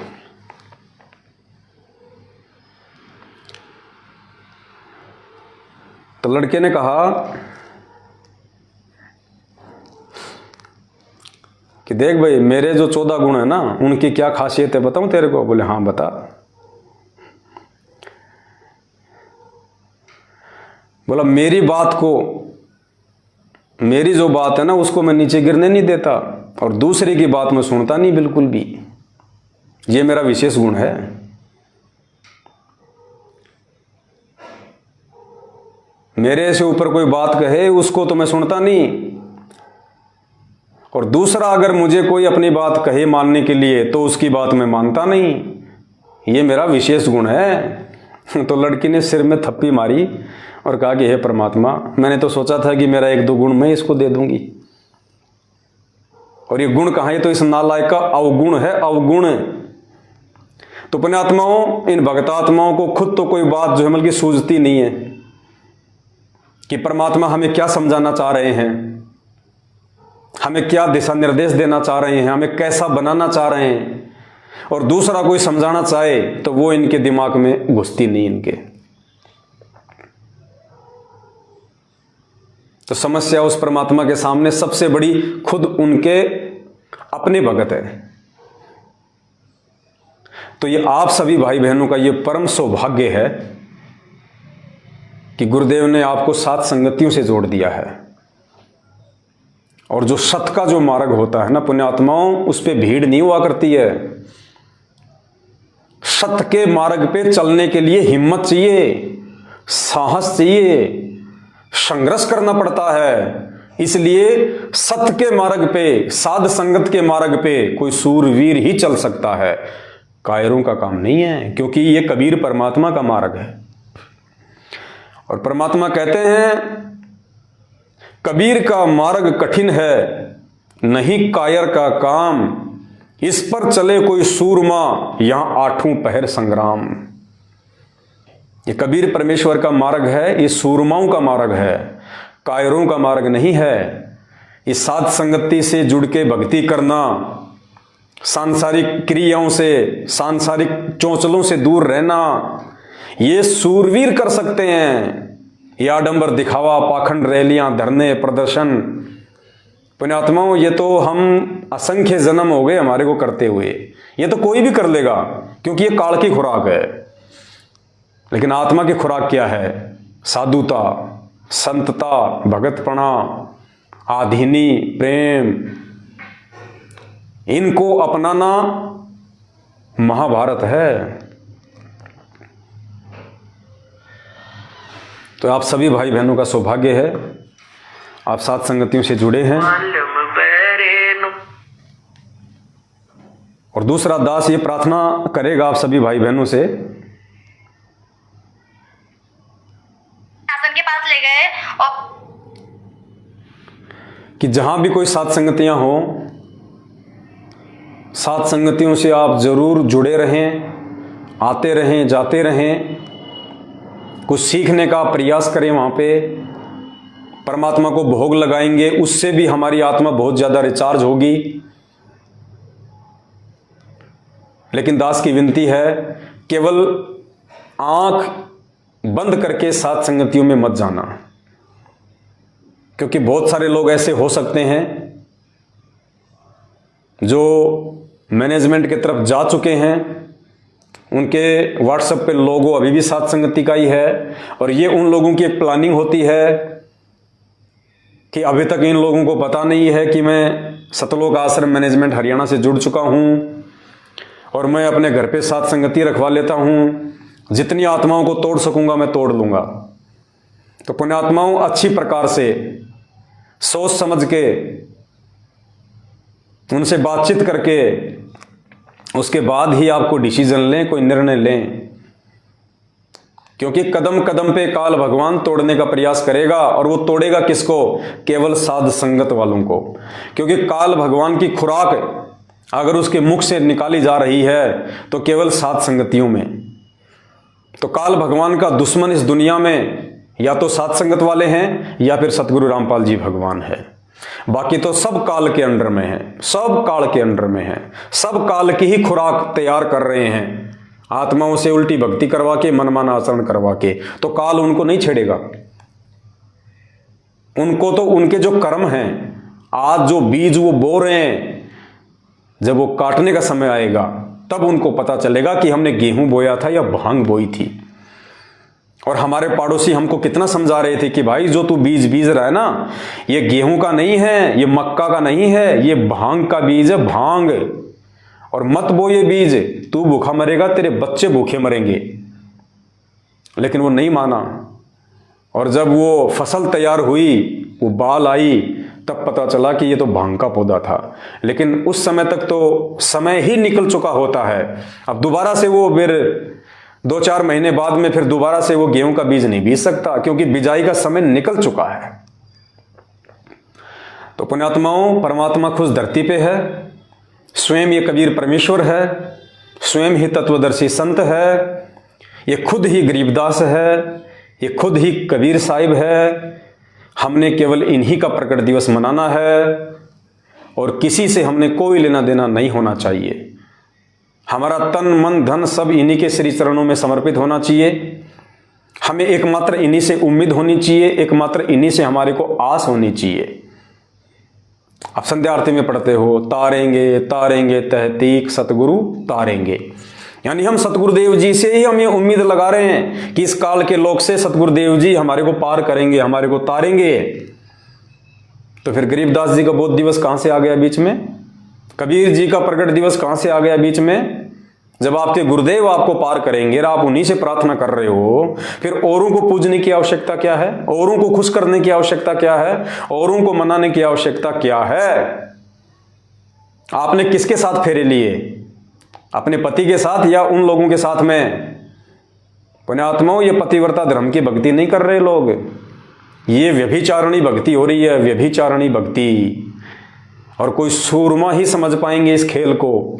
ये काल भगवान के द्वारा जो भयंकर षड्यंत्र रचा जा रहा है आत्माओं को रोजाना भक्ति मर्यादाओं से दूर करके अपने मुख में लाने का, इसको कोई बिरले, कोई सूरमा ही पहचान पाएंगे। हमारे गुरु, हमारे भगवान, हमारे परमात्मा संत रामपाल जी हैं। उनके अलावा हम किसी का नहीं मनाएंगे। ना हमने फालतू में हमारे गुरुदेव को प्रसन्न करने के लिए ये चाइनीज लाइटों की डेकोरेशन करनी है, ये दिखावा है, पाखंड है। ना हमारे गुरुदेव ने कभी की और ना हमारे गुरुदेव को ये पसंद है। अरे भगवान कोई रंग बिरंगी लाइटों से थोड़ी प्रसन्न होगा। रंग बिरंगी लाइटों से तो दुनिया भर के जीव प्रसन्न हो सकते हैं कि यार बहुत अच्छा आश्रम है यार, ठीक है यार, यहां तो आनंद सा आता है, ठीक है। तो दुनिया को हम आकर्षित कर सकते हैं, लेकिन भगवान लाइटों से आकर्षित नहीं होता, चाइनीज लाइटों से। भगवान आकर्षित होगा, भगवान प्रसन्न होगा उसकी मर्यादाओं में रह के भक्ति करने से। हमारे अंदर साधुता के लक्षण आने चाहिए, भगत के लक्षण आने चाहिए, दास के लक्षण आने चाहिए। मर्यादा में रह के हम भक्ति करेंगे, तब हमें परमात्मा प्रसन्न करेगा, चाहेगा। और तब सतगुरु की एक विशेष मेहर ऑटोमेटिक उस भगत के पास पहुंच जाएगी। एक मेहर निकलती है परमात्मा के अंदर से। गुरुदेव ने बताया सत्संग में कि जब तक तुम्हें वो मेहर नहीं मिलेगी, बात नहीं बनेगी। और मेहर कब मिलेगी? जब हम गुरुदेव के दिखाए रास्ते पे चलेंगे। तो ये स्वयं परमात्मा इस धरती पे आए हुए हैं। अगर फिर भी किसी को विश्वास नहीं है, एक छोटा सा इंटरव्यू है जो मैंने तो लिया नहीं, सतलोक आश्रम मैनेजमेंट हरियाणा वालों ने लिया है। उन्होंने अपने यूट्यूब चैनलों पे डाला है, वो ही टीवी चैनल पे चलाते हैं, लेकिन वो समझ नहीं पाते कि ये कह क्या रहे हैं। परमात्मा इनके मुख से शब्द क्या निकलवा रहे हैं। जब रामानंद जी को परमात्मा मिले, परमात्मा विचार करना, भगवान ऐसे नहीं मिलेगा हमारे को, परमात्मा ऐसे प्रसन्न नहीं होगा, हमारे अंदर ये दृढ़ता ऐसे नहीं आएगी। पुण्यात्माओं, आज तक विचार करना इस बात पे, आज तक भक्ति इतिहास में जिन जिन भगत आत्माओं को मोक्ष प्राप्त हुआ है, उनको कैसे मोक्ष प्राप्त हुआ है? उनको जो सतगुरु आके मिला था, जिसने नाम दिया था, ज्ञान दिया था, वो खुद परमात्मा था। यानी उन आत्माओं का सतगुरु और उन आत्माओं का भगवान एक ही था। तब उन आत्माओं ने मोक्ष प्राप्त किया। और जब तक ऐसा हमारे साथ नहीं होगा, हम मोक्ष प्राप्त नहीं कर सकते। उन सभी आत्माओं ने गुरु को और भगवान को एक ही माना, दो नहीं माना। और आज हमें ये बातें समझाने के लिए गुरुदेव ने उन आत्माओं का सहारा लिया, उन कथाओं का सहारा लिया। कैसे? आदरणीय धर्मदास जी को परमात्मा कबीर साहब सतलोक से चल के जिंदा महात्मा के रूप में मथुरा में मिले, और कुछ समय बाद में उन्होंने गरीबदास जी को नाम दे दिया, उनको धर्मदास जी को नाम दे दिया। धर्मदास जी के सतगुरु कौन थे? कबीर जी। और भगवान कौन थे? वो ही कबीर जी, जिन्होंने धर्मदास जी को आके नाम दिया। और इस बात को प्रमाणित करने के लिए धर्मदास की आत्मा को जिंदा महात्मा के रूप में उनका गुरु सतलोक लेके जाता है। और सतलोक में धर्मदास जी ने देखा कि वहां पे सिंहासन पे एक महापुरुष बैठा हुआ है। थोड़ी देर बाद में जो नीचे से जो धर्मदास जी के जो सतगुरु गए थे, वो पहले से विराजमान परमात्मा पे चवर कर रहे हैं। तो धर्मदास ने सोचा कि ये जो नीचे से जो आया है मेरे साथ में, मेरा गुरु, ये तो यहां का कोई नौकर है। भगवान तो ये है जिस पे मेरा गुरु चवर कर रहा है। धर्मदास ऐसा सोच ही रहा था। इतने में वो परमात्मा जो था, जिसको धर्मदास समझ रहा था, वो तो वहां से उठा, और जो नीचे से जो धर्मदास की आत्मा को लेके गया था उनका गुरु, वो सिंहासन पे जाके बैठ गया। और धर्मदास ने देखा, रे ये क्या, ये जो मेरे साथ नीचे से गया था, ये सिंहासन पे बैठ गया। और वो पहले से जो भगवान मान रहा था धर्मदास, वो खड़ा होके धर्मदास के सतगुरु के ऊपर चवर कर रहा है। और देखते ही देखते थोड़ी देर में वो चवर करने वाला भगवान धर्मदास जी के सतगुरु देव जी के अंदर समा गया, जो नीचे से गया था। और अकेले धर्मदास जी के सतगुरु ही उस अनंत कोटि ब्रह्मांड के सिंहासन पे, सतलोक के सिंहासन पे बैठे हैं। धर्मदास जी के तो आंखें फट गई। ओहो, ये भगवान है जिसने नीचे आके मुझे नाम दिया, मुझे ज्ञान दिया, ये सतलोक का राजा, ये भगवान। धर्मदास ने खुशी मनाई कि मेरा तो भगवान भी एक और मेरा तो गुरु भी एक। और वापस धर्मदास की आत्मा को नीचे भेजा। और धर्मदास को विश्वास हो गया कि गुरु में और भगवान में कोई अंतर नहीं है। अगर मोक्ष प्राप्त करना है तो गुरु को ही भगवान मानना पड़ेगा। तो धर्मदास का गुरु एक, धर्मदास का भगवान एक। तब धर्मदास का मोक्ष हुआ। उसके बाद में आदरणीय गरीबदास जी महाराज, उनको नाम दीक्षा किसने दी? कबीर जी ने, सतगुरु के रूप में, नला नामक खेत में। उस समय तक गरीबदास जी समझ रहे थे कि ये बाबा जी कोई और है, और ये सतलोक की जो जानकारी दे रहे हैं वो भगवान कोई और है। तो गरीबदास जी का ये भ्रम मिटाने के लिए गरीबदास जी की आत्मा को निकाल के वो सतलोक ले गए। और वहां सेम टू सेम लीला गरीबदास जी के साथ हुई। पहले से वहां पे एक महात्मा विराजमान थे, गरीबदास जी के साथ में उनके जो सतगुरु गए थे वो उसके ऊपर चवर करने लगे। तो गरीबदास जी ने सोचा कि भाई देखो, ये जो मेरे साथ में आया है ना, ये तो यहाँ का कोई नौकर है, और भगवान तो ये है जो सिंहासन पे बैठा है, जिसको ये मेरे गुरुजी भी चवर कर रहे हैं। थोड़ी देर में वो महात्मा वहां से उठा, गरीबदास जी का गुरु सिंहासन पे बैठा और वो महात्मा गरीबदास जी के गुरु जी पे चवर कर रहे हैं। गरीबदास ने देखा ये क्या हो गया भाई, और ये भगवान मेरे गुरु जी पे चवर कर रहा है। इतना सोच ही रहे थे कि वो चवर करने वाला महात्मा गरीबदास जी के गुरु जी के अंदर समा गया। अकेले गरीबदास जी के गुरु जी रह गए। गरीबदास जी को यकीन हो गया कि मेरे को जिसने नीचे नाम दिया था, जो मेरे को ऊपर लेके आया, अरे भगवान भी वही, गुरु भी वही, और कोई दूसरा है ही नहीं। तो गरीबदास जी का गुरु एक, गरीबदास जी का भगवान एक, तब उनका मोक्ष हुआ।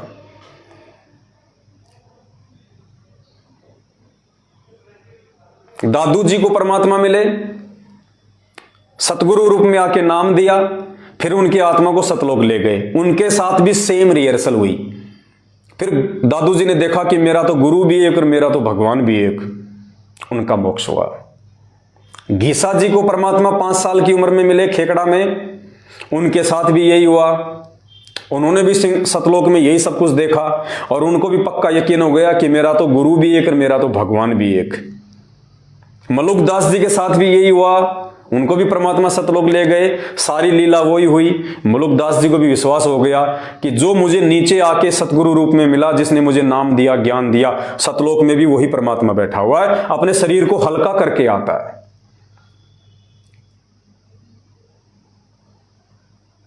650 साल पहले काशी में पंडित रामानंद जी के साथ में भी परमात्मा ने यही किया। नीचे से उनकी आत्मा को ले गए, सारे ब्रह्मांड दिखाए, सतलोक में ले गए और सतलोक में सेम टू सेम यही लीला हुई। और नीचे जब उनकी आत्मा को छोड़ा तो 5 वर्ष के रूप में वही परमात्मा सामने खड़ा है जो सतलोक के सिंहासन पे बैठा था। तो रामानंद जी को पक्का यकीन हो गया और रामानंद जी ने क्या कहा, दहू ठोर है एक तू, दहू ठोर है एक तू, कि परमात्मा दोनों जगह, ठोर मानी जगह और दहू मानी दो, दोनों जगह आप ही हो। दहू ठोर है एक तू और भया एक से दोए, और गरीब दास हम कारणे तुम आए हो मगजोए, कि परमात्मा सतलोक में भी आप और नीचे भी आप ही हो, दोनों जगह पे आप ही हो। और हमारे लिए, हमें काल के जाल से बाहर निकालने के लिए आपने अपना यह रूप धारण किया है। तो पुण्यात्माओं, आज से पहले जिन जिन संतों का, महात्माओं का परमात्मा हमें उदाहरण देते हैं, जिनको परमात्मा ने सतलोक दिखाया, और सतलोक देखने के बाद में उन पुण्यात्माओं ने विचार किया कि भगवान भी वही और गुरु भी वही। और उन आत्माओं का मोक्ष क्यों हुआ? क्योंकि जिस सतगुरु ने उनको नाम दिया था वो खुद ही भगवान था। और दूसरा, उन आत्माओं ने भगवान देखा ही नहीं फिर अपने गुरु के अलावा, क्योंकि जब अपनी आंखों से सब कुछ देख लिया उन्होंने, उसके बाद उनके मन में किसी दूसरे के लिए जगह नहीं थी, किसी के लिए जगह नहीं थी। अरे कहानी तो उनको भी सुनाया करते थे गुरुजी। क्या धर्मदास जी को उन्होंने द्वापर में अपनी कथा नहीं सुनाई कि द्वापर में धर्मदास वो परमात्मा करुणा में ऋषि के रूप में आया था, त्रेता में वो परमात्मा मुनिंद्र ऋषि के रूप में आया था, और धर्मदास सतयुग में वो परमात्मा सत्सुकृत उनके नाम से आया था, और भाई इस कलयुग में मेरे को भेज दिया। अपने आप को छुपाया करते थे। क्या धर्मदास को उन्होंने कथा नहीं सुनाई? क्या दादू जी को उन्होंने कथा नहीं सुनाई? सबको सुनाई। लेकिन उन आत्माओं का मोक्ष कब हुआ? जब उन्होंने गुरु और भगवान को एक मान लिया। तो पुण्यात्माओं, आज यदि हम गुरु और भगवान को एक नहीं मानेंगे तो हमारा मोक्ष कैसे हो जाएगा? इम्पॉसिबल, हो ही नहीं सकता। जब तक हम उन महापुरुषों की तरह अपना व्यवहार, अपना आचरण, अपना पतिव्रता धर्म को नहीं संभालेंगे, जब तक हम गुरु और भगवान को एक नहीं मान लेंगे। अब आज 8 सितंबर को तो ये लोग गुरु जी का जन्मदिन मनाते हैं, और अब जून के महीने में दाढ़ी मूंछ वाली फोटो को भगवान मान के उसका प्रकट दिवस मनाते हैं। अरे दो तो छोड़ो, गरीबदास जी को और घुसेड़ दिया बीच में, 3 भगवान हो गए, 3।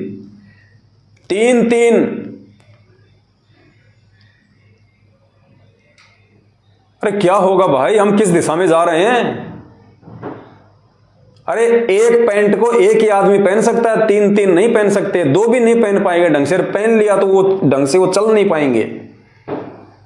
अरे तुम किस रास्ते पे जा रहे हो बिचली पीढ़ी की हंस आत्माओं? तुम्हारे से तो सतगुरु रामपाल जी भगवान ने बहुत ज्यादा उम्मीद लगा रखी थी 650 साल पहले कि मैं नीचे जाऊंगा, उनको ज्ञान दूंगा, उनको शिक्षा दूंगा, अब की बार मेरे बच्चे भ्रमित नहीं होंगे और मेरे बच्चे गुरु और भगवान के भेद को मिटा देंगे मेरे ज्ञान से। अरे तुमने तो उल्टा परमात्मा की मुश्किलें बढ़ा दी। परमात्मा ने सोचा क्या था और तुम कर क्या रहे हो? तुमने तो 3-3 कसम बना लिए, 3-3 पति बना लिए, 3-3 परमात्मा बना लिए।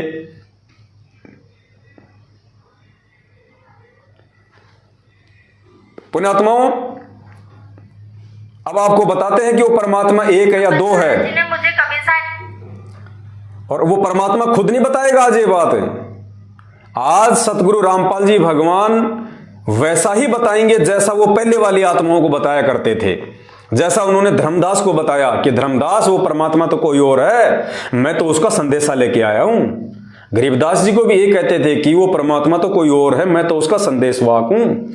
आज भी यही कह रहे हैं कि वो कबीर परमात्मा तो कोई और है, मैं तो उसका दास हूं, उसका संदेशवाहक हूं।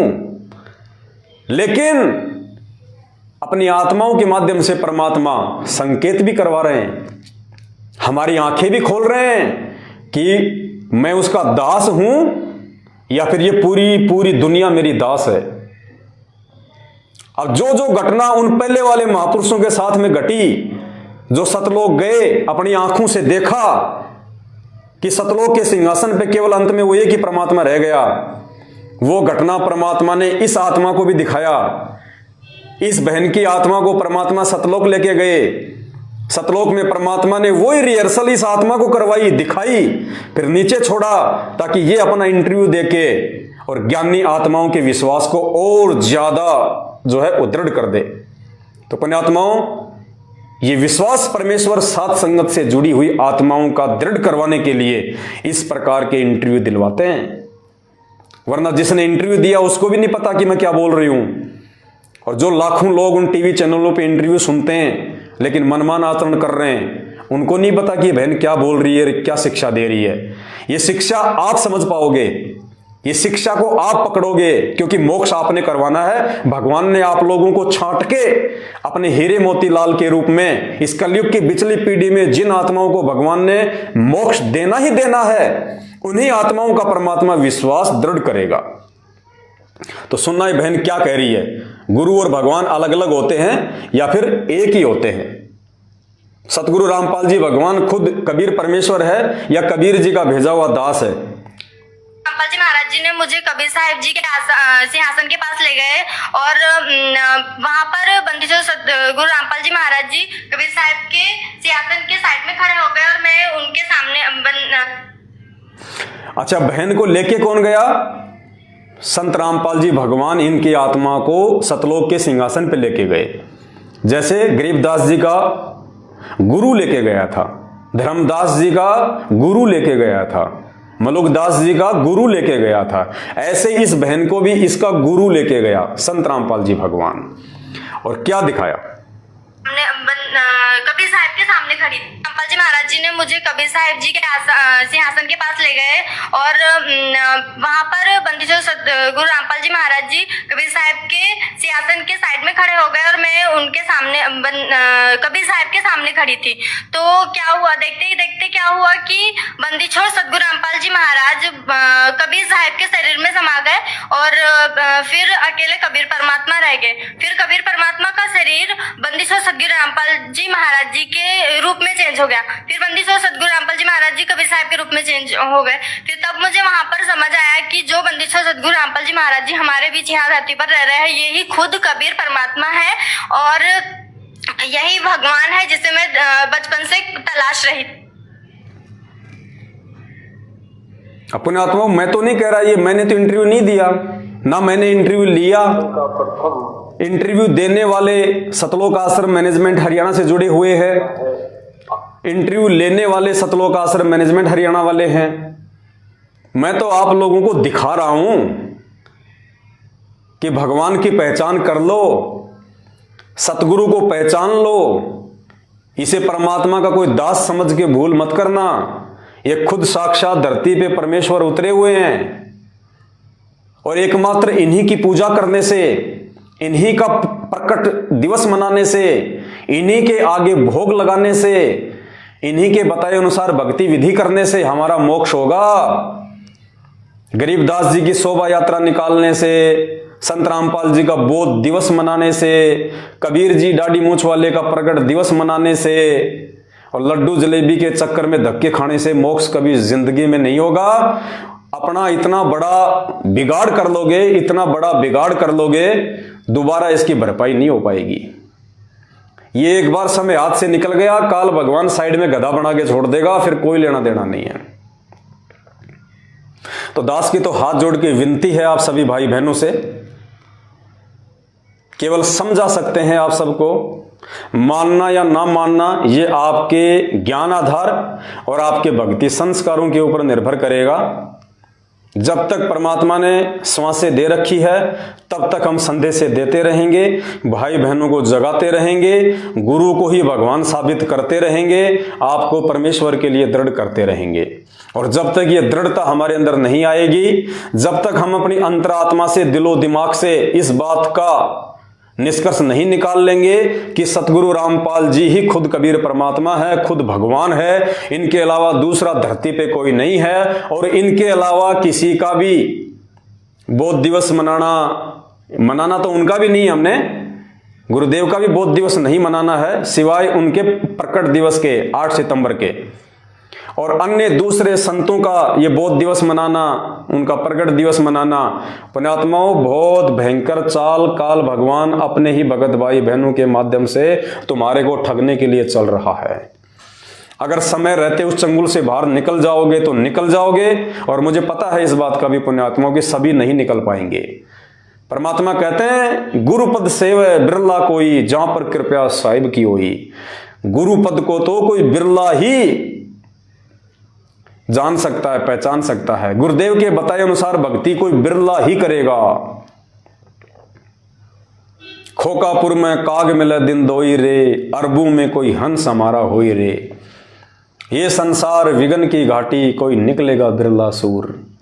पुण्यात्माओं कोशिश करो उन बिरला सूरवीरों में आप शामिल हो जाओ। कोशिश करो, अंतिम समय तक आपने ये पतिव्रता भक्ति करनी पड़ेगी। गुरु के अलावा कोई दूसरा भगवान है, दिलो दिमाग से इस बात को डिलीट कर देना और साध संगति से जुड़े रहना। साध संगति से हटे, काल भगवान कहां जाके पटकेगा समझ में भी नहीं आएगा। और ये परमात्मा इतनी जल्दी हिसार जेल से बाहर नहीं आने वाला, तांडव मचेगा तांडव। और ये जितने भी लोग साध संगति रूपी हाथी से नीचे उतर के गए, इनके तो कहीं अते पते भी दिखाई नहीं देंगे आपको, अते पते भी क्या होते हैं। सौभाग्य यदि कोई रो पीट के वापस आ गया तो साथ संगति में, अन्यथा ये वहां नहीं टिकने वाले, क्योंकि वहां पे आत्मा की खुराक नहीं है। और इन लोगों को आत्मा की खुराक खाने का जो चस्का है वो लग चुका है, ये लोग वहां पे नहीं टिक सकते। तो दास की केवल इतनी विनती है, बाकी आप सबके संस्कार, आप सबकी समझ और सोच, जो जैसा करेगा समय आने पे अपना पाएगा। हम 15 फरवरी 2023 से रात्रि 8:30 बजे अपना Facebook page Pawan Das is live, सभी भाई बहन इसको फॉलो कर लें, इसको लाइक कर लें, ज़्यादा से ज़्यादा इसको शेयर करें। इसी फेसबुक पेज के ऊपर हम लाइव आएंगे और परमात्मा की महिमा किया करेंगे।